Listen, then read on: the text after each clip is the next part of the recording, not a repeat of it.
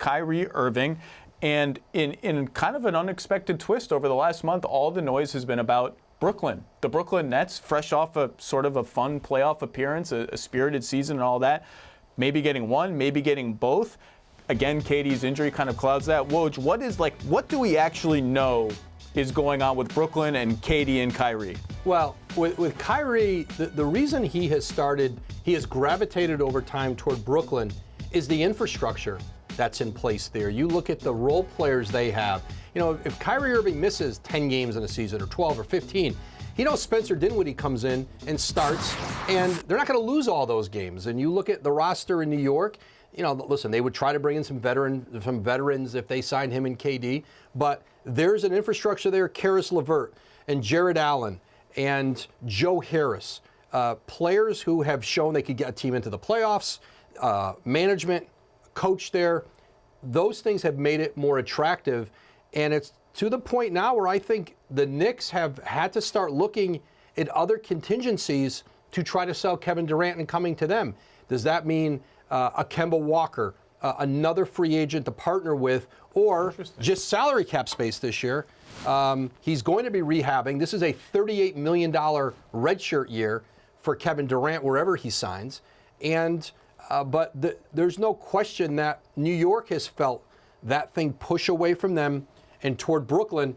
And Brooklyn's in great position here to get a commitment from Kyrie Irving and then use that to pursue KD or perhaps another free agent. Well, the point that's been made over and over is like this has always been a two-star play by Brooklyn. As soon as they traded Allen Crabbe and his contract and 2 first-round picks, by the way, it took to get rid of him, it was very clear that they wanted a second star. The question to me is if it's not Durant, what are they going to do? What is their backup plan? If it's Kyrie, yeah, I'm in the door, I'm ready to go, and Durant says, hey, maybe I don't want to buddy up with you, maybe I want to do my own thing, whatever it is.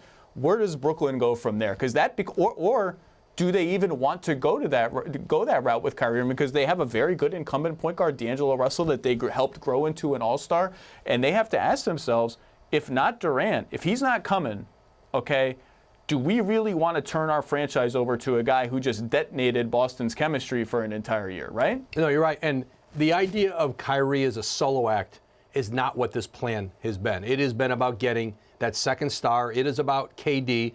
And listen, just like everybody else, Brooklyn would give KD that full 4-year max deal. No question. And you have to even be in this conversation right now with them. And then you hope you get 3 really good years with him to start off the top. But that will be the question about not just will they still take Kyrie Irving without a second star, but whether it's Tobias Harris, Jimmy Butler, let's go down the list of free agents.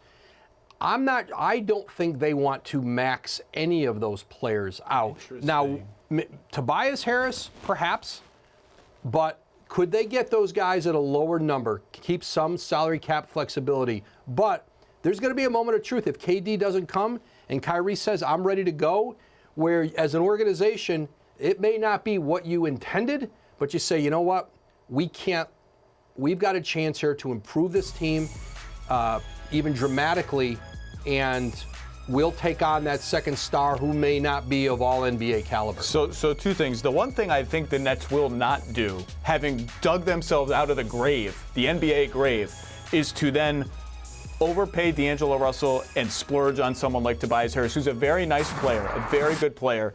But then I think they risk trapping themselves in, we're a nice team. We may win 50 games one year, we may win 52 one year, but we're just a nice team.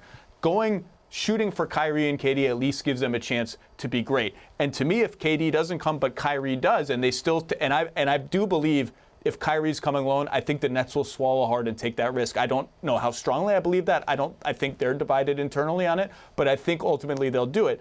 Jimmy Butler becomes the most interesting other guy to get because I think he's a tier above some of the guys you mentioned. He's a really, really good player. Thanks for watching ESPN on YouTube. For highlights and analysis, check out the ESPN app.